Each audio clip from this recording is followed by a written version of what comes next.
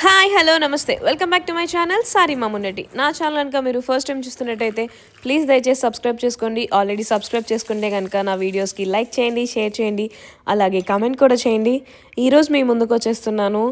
శ్రీరామనవమి పండుగని మా ఇంట్లో ఎలా జరుపుకున్నాము అనేది మీ అందరితో షేర్ చేసుకుందామని ఈ వ్లాగ్ మీ ముందుకు తీసుకొచ్చాను. ముందుగా అందరికీ శ్రీరామనవమి శుభాకాంక్షలు. సో ఇంకా పొద్దున్నే లేచాము. యథావధిగా మా ఆయన ఆఫీస్ పనుల్లో మునిగిపోయాడనమాట. ఇంకా నేను ఇంకా ఈ లోపల ఫ్రెష్ అవుదామని చెప్పి లేట్ అవుతుంది మళ్ళీ పూజకి అని ఇంకా నేను ఫ్రెష్ అవుతూ ఉన్నాను. అట్లాగే బయటకు వచ్చి ఒకసారి మొక్కలు రీసెంట్గా పెంచుతున్నాను అనమాట. సో అవి కూడా చూసి వాటర్ పోద్దామని చెప్పి చెక్ చేశాను. ఈ లోపల ప్రసాదంకి కావాలి కదా, పులిహోర ఇవన్నీ చేయాలి. సో వాటికి అంతా ప్రిపరేషన్ చేసి పెట్టుకొని అప్పుడు అవన్నీ చేస్తామని చెప్పేసి ఫస్ట్ బియ్యం తీసుకొని కడిగి పెట్టి పులిహోరకి రెడీ చేస్తున్నాను. ఎప్పుడు చింతపండు, నిమ్మకాయ ఇవన్నీ కామన్గా చేసుకుంటాం కదా. సో మన ఉగాదికి పూజ చేసుకున్నప్పుడు మామిడికాయలు అవన్నీ తెచ్చుకున్నాము. సో అవి తిన్నాయి, అందుకని మామిడికాయ పులిహోర చేద్దాము ఇప్పుడు అని చెప్పి అనుకున్నాం అనమాట. సో ఇంకా పొయ్యి మీద రైస్ పెట్టేసి వచ్చి మొక్కలకి వాటర్ పోద్దామని చెప్పేసి వచ్చానమాట. ఇప్పుడు అక్కడ ఎదురుగా చిన్నగా ఉన్నాయి కదా. సో అవన్నీ ఏంటి అంటే కనుక ఇప్పుడిప్పుడే మొలకలు వస్తున్నాయి. అది వచ్చేసి మెంతులు వేసాను, మెంతు ఆకు వస్తుంది. ఇంకా మిగిలిన వాటిలో కొరియాండర్ వేసాను కొత్తిమీర కోసం, అండ్ చిల్లీస్ కూడా వేసాను అనమాట. ఇవి వచ్చేసి హైబిస్కస్ అండ్ బంతి పూలు చెట్లు అనమాట. సో ఇదే ఫస్ట్ టైం నేను ఇవన్నీ పెంచడం. బట్ మా ఆయన మాత్రం చాలా ఇంట్రెస్టెడ్గా పెంచుతారు, ఎందుకంటే వాళ్ళు పుట్టి పెరిగినంత విలేజ్లో కదా. వాళ్ళంతా మొక్కలు, పొలాలు వీటిలోనే సావాసం కాబట్టి వాళ్ళకి అవన్నీ తెలిసి ఉంటాయి. సో నేను ఇప్పుడిప్పుడే కొంచెం నేర్చుకుంటున్నాను అవన్నీ పెంచడం, అట్లా జాగ్రత్తగా చూసుకోవడం. సో ఇంకా ఇల్లు క్లీన్ చేసుకున్నాను. ఇదంతా యాజ్ యూజువల్ చేసుకుంటాం కదా.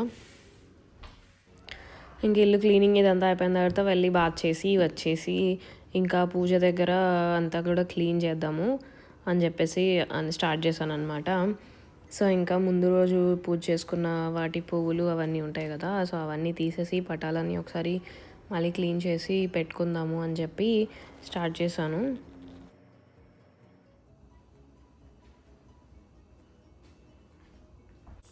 నవమి ప్రసాదాల్లో వడపప్పు, చలివిడి కూడా ఒకటి కదా. సో అందుకు వడపప్పు కోసం పెసరపప్పుని నానబెట్టుకొని అక్కడ ఉంచి ఇంకా నేను మిగిలిన పని క్లీన్ చేసుకోవడం అవన్నీ చేద్దాము, ఈ లోపల నానుతుంది, తర్వాత మిగిలినవి చేయొచ్చు అని చెప్పేసి వచ్చి ఇంక ఇక్కడ అన్నీ క్లీన్ చేసుకుంటున్నాను.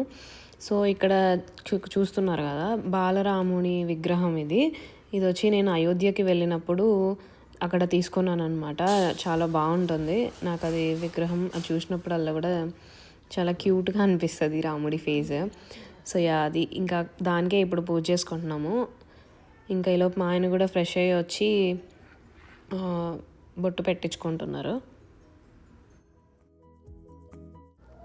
అసలు శ్రీరామనవమి అనేది మనం ఎందుకు జరుపుకుంటాము అంటే కనుక విష్ణుమూర్తి యొక్క 7వ అవతారమైన రామ అవతారం ఆ రోజు ఆయన జన్మించారు రామునిగా. అలాగే ఆయన కళ్యాణం కూడా సీతాదేవితో అదే రోజున జరిగిందనమాట. ఆ రెండు కలిపి మనం శ్రీరామనవమి చేసుకుంటాము. అండ్ అది వచ్చేసి చైత్ర శుద్ధ నవమి నాడు జరుపుకుంటాము. అది సమ్మర్కి ముందు మనకి వస్తుందన్నమాట ఎప్పుడు. సో ఆయన వచ్చేసి పునర్వసు నక్షత్రంలో జన్మించారనమాట.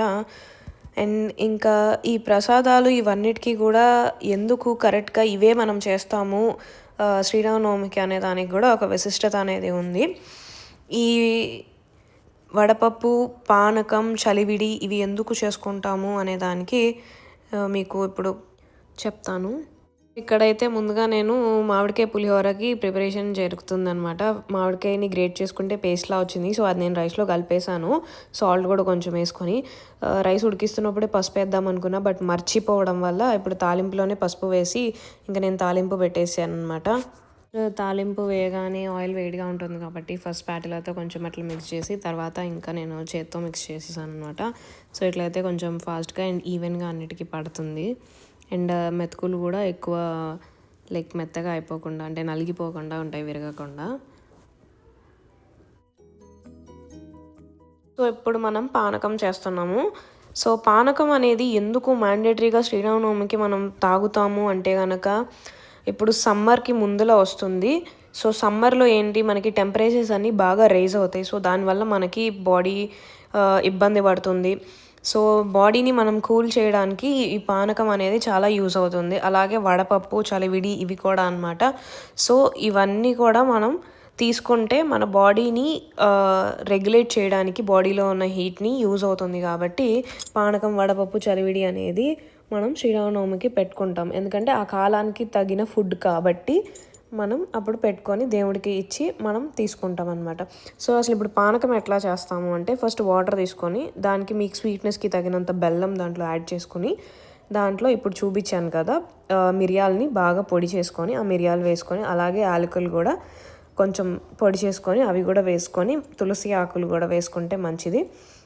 అండ్ సొంటి కూడా వేస్తారంట, బట్ నా దగ్గర అది లేదు. సో అందుకని నేను అది వేయలేదు.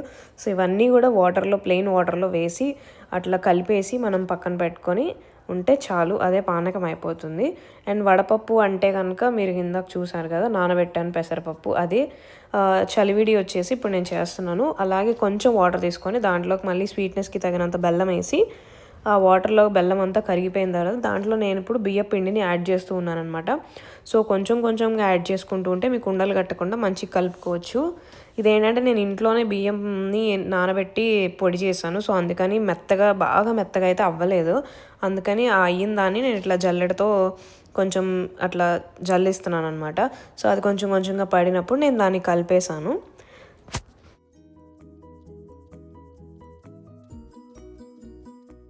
అట్లా దాంట్లో పిండిని యాడ్ చేసుకుంటూ వెళ్తుంటే ఇట్లా ముద్ద కన్సిస్టెన్సీగా మీకు వస్తుందన్నమాట. ఇప్పుడు చపాతీ పిండి ఎట్లా కలుపుకుంటాం అట్లాగా.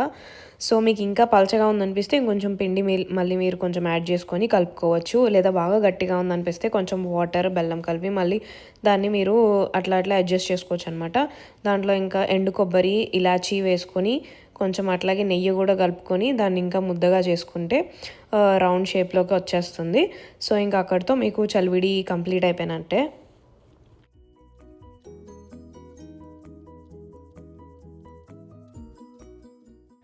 సో ఇంకా ప్రసాదాలు అన్నీ చేయడం అయిపోయింది. దేవుడి పటాలు కూడా అవన్నీ క్లీన్ చేసేసి మళ్ళీ సర్దాను. ఇంకా బట్టలు మార్చుకుందామని చెప్పేసి ఇంకా చీర కట్టుకున్నాను అనమాట. ఈ చీర కట్టుకోవడం అంటే ఎప్పుడు టాస్కే, ఎన్నిసార్లు కట్టినా. కొన్ని శారీస్ అయితే హెల్ప్ కావాల్సిందే. సో ఇంకా మా ఆయన హెల్ప్ చేశాడనమాట ఇంకా శారీ డ్రైప్ చేసుకోవడానికి. ఇంకా వచ్చేసి అది కంప్లీట్ అయిన తర్వాత దేవుడికి పువ్వులు అవన్నీ కూడా ఇంకా పెడుతూ ఉన్నాను. ఇంకా అక్కడంతా పూజకి రెడీ చేస్తూ ఉన్నాను అనమాట.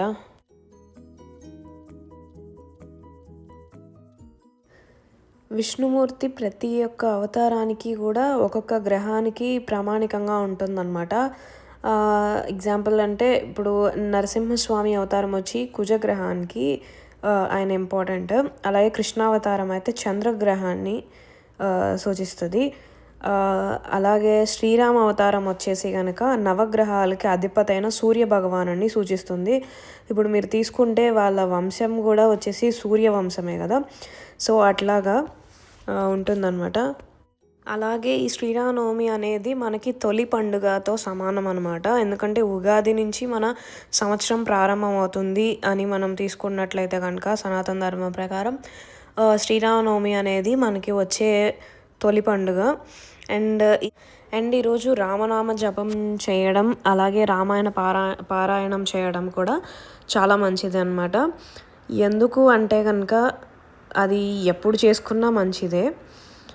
ఎందువలన అంటే ఆయన లైఫ్ అనేదే ధర్మాన్ని తెలియజేస్తూ ధర్మ స్థాపన కోసమే ఆయన అవతారం ఉండింది. సో అది మనం ఎప్పుడూ చదువుతూ ఉండి మనకి అర్థం చేసుకుంటే కనుక మనం లైఫ్లో ఎలాగా బతకాలి, లైఫ్లో రిలేషన్షిప్స్ని ఎట్లా తీసుకోవాలి, ఇట్లాంటివన్నీ కూడా మనకి తెలుస్తాయి అన్నమాట. సో అందుకోసం మనం రామాయణం అనేది పారాయణం చేసుకుంటే మంచిది. ఓన్లీ ఈ పండుగ రోజే కాదు, ఎప్పుడు వీలైతే అప్పుడు కూడా.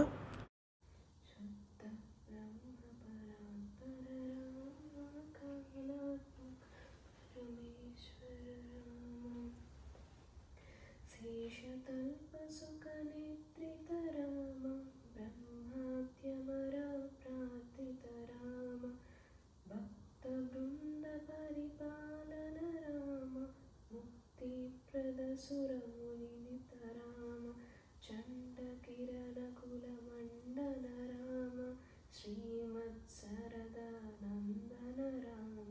సో ఇంకా అలా రామనామ జపం అండ్ రామనామ తారక మంత్రం అవన్నీ కూడా ఇంకా పూజ దగ్గర చేసుకున్నాను. ఇంకా అయిపోయిన తర్వాత మా ఆయనని పిలిచాను వర్క్ దగ్గర నుంచి. ఇంకా వచ్చారు. ఆయనకి ఈరోజు హెవీ మీటింగ్స్ ఉన్నాయి. సో అందుకు పూజ నేనే కంప్లీట్ చేశాను. ఇంకా హారతి అవన్నీ కూడా ఆయన ఇస్తారని చెప్పి ఆయన్ని పిలిస్తే వచ్చారనమాట.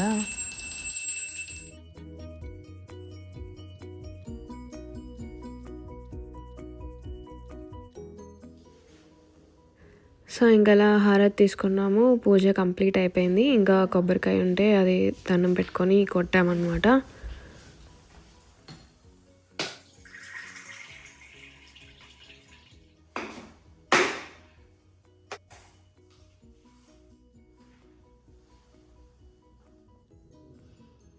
ఇంకా పూజ అంతా అయిపోయిన తర్వాత అట్లా కాళ్ళకి దండం పెట్టుకొని అక్షింతలు వేయించుకోవడం నాకు అలవాటు అనమాట. సో ఇంకా అది చేసాము.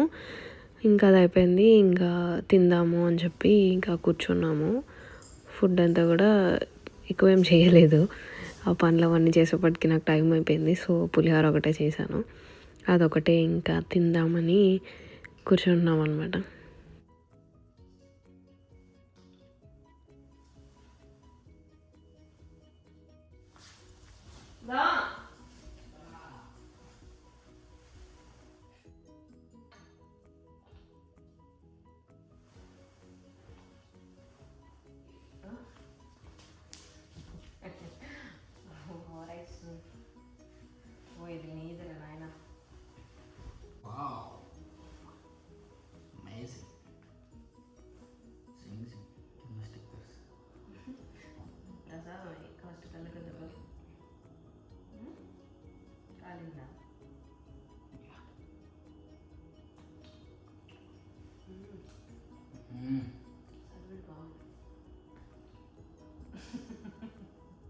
అదేం పులిహోర చెప్పు. అదేం పులిహోర చెప్పు.